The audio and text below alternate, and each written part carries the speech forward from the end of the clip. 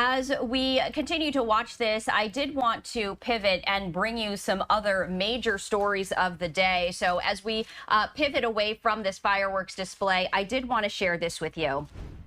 This is a live look into Gaza right now. And the very latest is this, that ceasefire talks appear to be reviving after stalling for weeks. Prime Minister of Israel, Benjamin Netanyahu's office says that he is sending negotiators to resume the talks a day after Hamas handed mediators its latest response to a U.S.-backed proposal for a deal. The revival of negotiations appeared to mark another attempt by U.S., Qatari, and Egyptian mediators to overcome the gap that has repeatedly thwarted a deal over the past months. Hamas wants an agreement that ensures Israeli troops fully leave Gaza and the war ends, while Netanyahu says the war cannot end before Hamas is eliminated. Israeli negotiators are expected to arrive in Doha, which is Qatar's capital, for the talks as early as today, with American, Egyptian, and Qatari officials present. Meanwhile, the Israeli military said earlier today it was conducting counterterrorism activity that included an airstrike in the area of the West Bank. Palestinian authorities said 5 people were killed in that strike. The Palestinian Health Ministry said that, yes, 5 people did die, but did not provide any information on their identities, and further details not immediately available from either side. I do want to bring in Irina Tsukerman, who is a human rights and national security lawyer based in New York and a fellow at the Arabian Peninsula Institute, for the very latest on this. Irina, thank you so much for taking the time to speak with us. We appreciate it. Thank you so much for the invitation.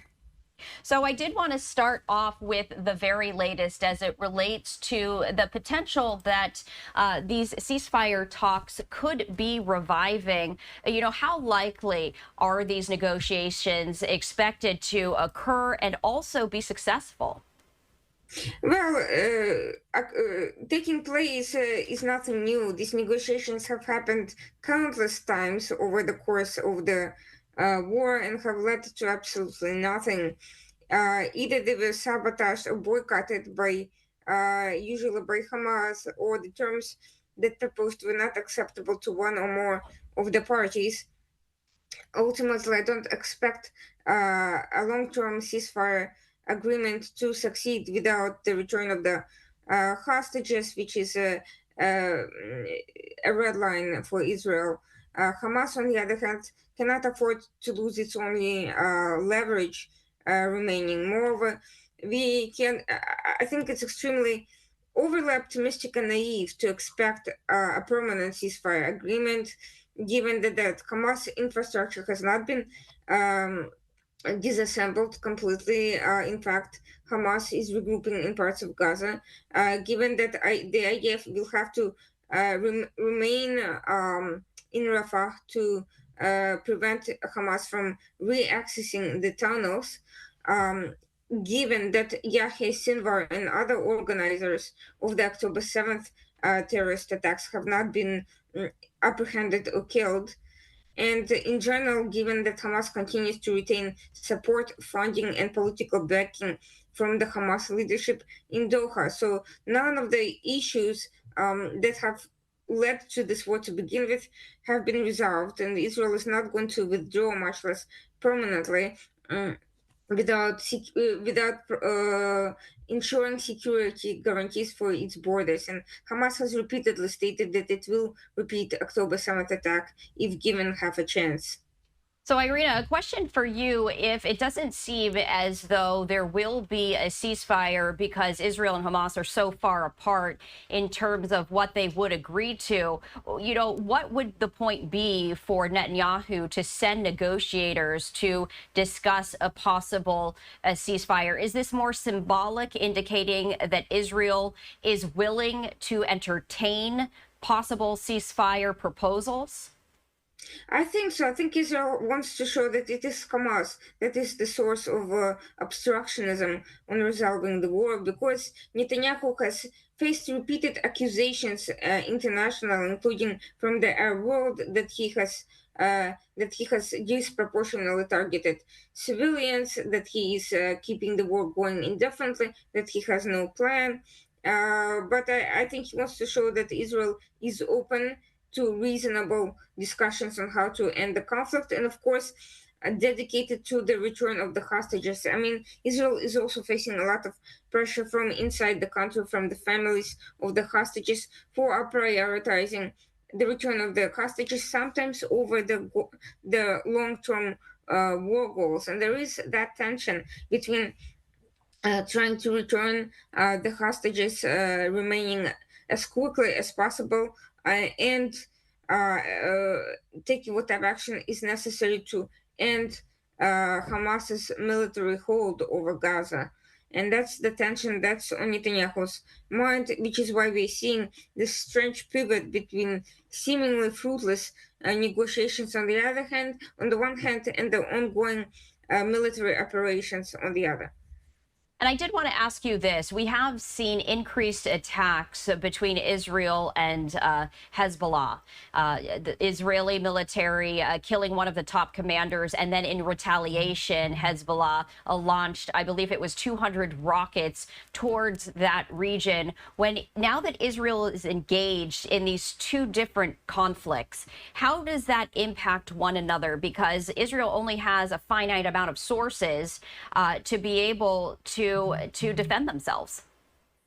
Well, it is a challenge for Israel because it has faced shortages of equipment. There's been also arguments with the U.S. over the delays in some of the weapons that Israel has ordered from the U.S. Some were related to logistical and supply chain shortages. Others were political issues. But regardless, it is an actual physical shortcoming that may have impacted the course of the war, and is going to be a challenge in a two-front conflict, which, by the way, is already ongoing.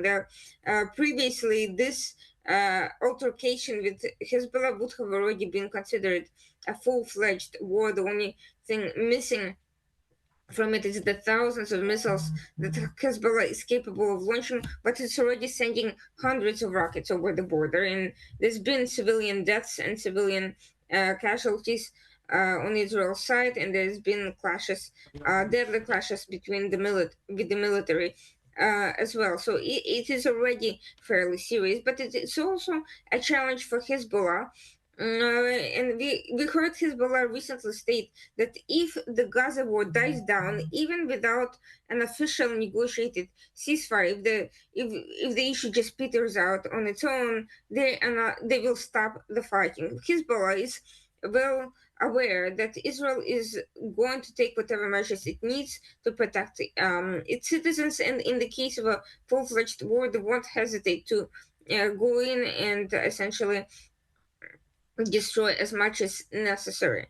And although we are seeing images of RGC commanders training in Lebanon, supposedly preparing for the war, and we can expect other proxies, including Houthis, Iraqi and Syrian militias, also to get involved in the event of escalation, none of it is particularly desirable from Hezbollah's point of view. It's very clear that they're playing a supportive role to save Hamas, and if they think that the issue is resolved separately, they would rather not venture forth at this point in time.